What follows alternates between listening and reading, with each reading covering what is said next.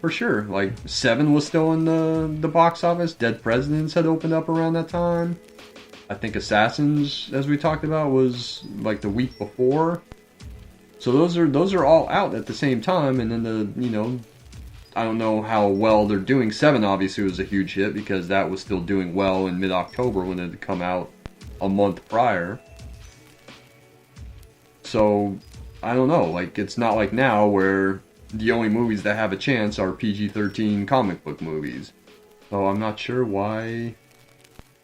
I mean, there's probably 30 different factors as to why this movie didn't play well. Shitty marketing is one of them, but I'm not really the person to ask because I probably wasn't old enough at the time to really remember a lot of that. I just remember the teaser and then the regular trailer later on. I forget what I saw the regular trailer in front of. The teaser was definitely Virtuosity, which is a very bad movie with two great actors in it that went on to make a much better movie together about 12 or 13 years later, which I think was my recommendation last month or 2 months ago. Was it? Yeah, whenever I recommended American Gangster. Maybe when we did the game. Yeah, it was that one. I recommended American Gangster, which is the movie that Denzel and Russell Crowe made later, even though they're both playing opposite each other in Virtuosity, which is not a good movie. But very much was out at the same time in that kind of cyberpunk mode that this movie is out in. Did Hackers flop too? Yes, deservedly. Hackers is bad. Oh, come on. Let's talk about the cast. Alright, let's do it, man. Alright. We have Ralph Fiennes, who plays Lenny Nero, who is our protagonist, who's very much, I guess I would have to say, an anti-hero, but is like in full-on sleazy salesman mode. He looks sleazy, he dresses grungy, none of his clothes match. He's got like leather pants on throughout like the entire movie. Maybe not in the climax. He might be dressed a little bit nicer in the climax. But he's the guy selling all the clips and doing the black market deal with the clips. And he's the one that gets involved in this conspiracy, which we'll mention in a moment. We already talked about Juliette Lewis, who plays Faith, the woman that he loves, doesn't love him. The woman that he keeps trying to get back when she clearly doesn't want that. And then, which has a great cast, by the way, but we must talk about Angela Bassett, who rules. And I think I've said it before, I'll say it again, I'll say it till the end of time. I have a lifelong crush on Angela Bassett. It's because of this film. And I know that What's Love Got to Do With It came out like a year or two before that. She got an Oscar nod, right? She did. Deservedly so. But I didn't see that movie until a couple years after Strange Days. But she is so good in this movie, playing Lynette Mason, also known as Mace, as Nero calls her throughout the entire movie. She's a limo driver / security expert who is like Nero's friend, kind of the one that's always keeping him out of trouble, trying to keep him out of trouble, the one who ends up saving him from trouble half of the time, the one who ends up saving his life half of the time. She's such a badass in this movie. She beats up a bunch of people. And she's also very much in love with Ralph Fiennes, which I always heard was like one of the biggest plot holes of the movie, is that how could Ralph Fiennes be so dumb and not see that that Angela Bassett was in love with him the entire time? Men do that type of shit all the time. And he's after like the worst woman he could possibly be after, when this woman clearly loves him. People have, to me, that I didn't question it. Sometimes dudes, you have to question it in retrospect, though. Yeah, I mean, I don't know. I feel like that's plausible that somebody could have blinders on like that, or they just see what they want to see, or they're so just being selfish, you know what I mean? And a female could do the same thing. And and Nero's extremely selfish. I mean, the way he treats Mace and the way he kind of uses her. Yeah. You know, she's always there to help him out, and he's always fucking her over somehow, as he does with the client that she's out to pick up when he calls her because his car gets towed in the beginning. She's the one that comes to his aid at that point. She has a client that she picks up. He ruins that deal because he's trying to sell him, you know, he's working his salesman pitch, trying to sell some black market clips to him. And she gets really upset with him and yells at him and pulls him out of the limo. And then later on, after he attempts to, you know, go see Faith and ends up getting his ass kicked by 3 of Philo Gant's henchmen. Philo Gant, who's the record producer that Juliette Lewis's Faith is seeing. Excuse me. You know, Nero gets beat up by those guys. And then Mace is the one who comes in and saves him and, you know, throws a couple punches of her own. And then they leave, and then they go back to his apartment. And, you know, she's obviously taking care of him, you know, trying to mend him, trying to help him. You know, he's asking her to rub his shoulders and everything. And he kind of puts his head down on her legs as he's about to pass out. And then you get a really nice flashback of kind of how they know each other. And that's, he was a vice cop. Her husband was arrested for selling drugs. And, you know, she's upset when she comes home and sees this and then runs in to go make sure her son is okay. And Nero is, you know, sitting with the son and comforting the kid and taking care of him. And that's all you get of, like, their backstory. But it's, like, more than enough to tell you how much they mean to each other and, like, what she thinks of him. And he's always kind of been around, even though he clearly takes her for granted. And she clearly is in love with him.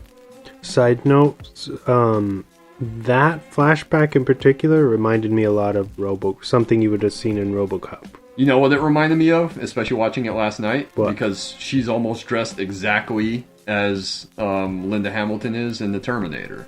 With the pink waitress outfit. Yeah. You know, she was a waitress. She moved up in the world. I know she's complaining about needing the money and having an ex-husband who's no good and everything, but it's like, oh, she's a limo driver and a security expert now. Like, she used to be just a waitress. She's moving up. But when I saw that, I was like, oh, she looks exactly like Linda Hamilton does in the first Terminator movie. You think that's like a Easter egg? James Cameron Easter egg? Maybe. Maybe it's just, you know, the pink waitress outfit with the white trim and the white belt is just standard waitress outfit. But when I was watching it last night, I was like, oh, that's very much like a Linda Hamilton like look from Terminator. But that scene is just, you know, maybe 60 seconds. But that's like really all you need to know that that's their relationship. That she pines for him because he was very kind and he, you know, showed that care and attention and everything. And then he now takes her for granted. He's no longer a cop. He's an ex-cop. He gets busted, but I don't think they ever say in the movie how exactly or what went down that he got busted. He just says, you know, the commissioner, he shit-canned my career and, you know, he was a vice cop. But they never actually get into what. Which is fine by me. I don't need to know why he's no longer a cop. That's not the point of the movie. It's just that he knows some people. Yeah. Or that's his connection. Yeah, he has connections still. Even still gotta talk about Angela Bassett. But even Sizemore, who's his friend, is an ex-cop as well. You know, Sizemore's now a private investigator, but is an ex-cop who was injured on the job and had to be let go because of the injury. Mace clearly is there to protect Lenny because she cares about him. Even though he's a big piece of shit. Probably not worth caring about. But as Cameron has said, you know, because he wasn't really sure about the casting of Ralph Fiennes, who I think Bigelow really wanted based on his performance in Schindler's List, which is out a year, I think, prior to when this movie is filmed. And he also got an Oscar nod for that. Yep. Right. Yep, he's really good in that. I don't remember if he got one, because the only other movie he makes, this is like his third American movie, I think. The only other movie he makes is Quiz Show. Like, he does Schindler's List, he does Quiz Show, and then it's Strange Days. Yeah, she likes him in Schindler's List, so Bigelow wants to go with him. Cameron, not so much. I think when they were thinking about doing it in the 80s, he wanted Andy Garcia. But then I look at the list of the other actors that they wanted for Lenny Nero, and like none of them work. Was there one big actor that Cameron wanted for the role of Lenny? Besides, I know he wasn't too keen on Fiennes. He wanted Arnold Schwarzenegger, probably because that was his boy. No, doesn't work at all. Denzel, maybe? But Denzel, I never buy Denzel as being like super sleazy. Yeah. Like, he's good in Training Day, but I wouldn't say he's sleazy in that. He's not played that, I should say, being that, like, real slick, sleazy salesman type. Looking at Michael Keaton. Michael Keaton maybe could have worked for that, but I just can't see it. He has that kind of attitude where he could have been. But I just don't see Keaton. Wouldn't have Keaton been still too old by that time? Just for, like, what that role, needs? Maybe? But, like, who else? Jeff Bridges? Tom Cruise? Tom Cruise, definitely not. Mel Gibson? No. Bruce Willis? No. Jeff Bridges, maybe. Maybe? Nick Cage? Nick Cage, probably. But I think Nick Cage might have been a little too manic. It would have changed the movie. Nick Cage in Snake Eyes maybe could have been Lenny Nero. But I don't know. Yeah, it would have changed the movie. Patrick Swayze, because he had just done Point Break with Bigelow. Maybe. Travolta, no. Sean Penn, maybe. Bill Paxton, because Bill Paxton was Cameron's boy, and he had also worked with Bigelow on Near Dark. Mm-hmm. So maybe. But I see Bill Paxton as kind of like Denzel Washington, where he can be like a real slick talker, but I don't really see like the sleaze factor. Even though Bill Paxton is great as a sleazy car salesman in True Lies. So maybe Bill Paxton could have pulled that off. Dennis Quaid, Kurt Russell, Quaid maybe. But that's like the list of like the people that were considered for Lenny Nero, and none of them really work for me. Maybe I'm biased. Those would have all been for their name. You know what I mean? Maybe the name recognition would have helped the box office some. Who knows? I get why you would have to consider some of those guys. Like, especially someone like a Schwarzenegger, or Denzel, or Tom Cruise. Because people are going to go just out of curiosity. Yeah. But I don't think that any of those guys really would have worked. I think Ralph Fiennes is perfect. Maybe because Ralph Fiennes was still relatively unknown in the U.S. at the time. After all that, James Cameron's kind of like, I don't know about Ralph Fiennes. But Bigelow wants him, and Ralph Fiennes, you can kind of see that, yeah, there is something there.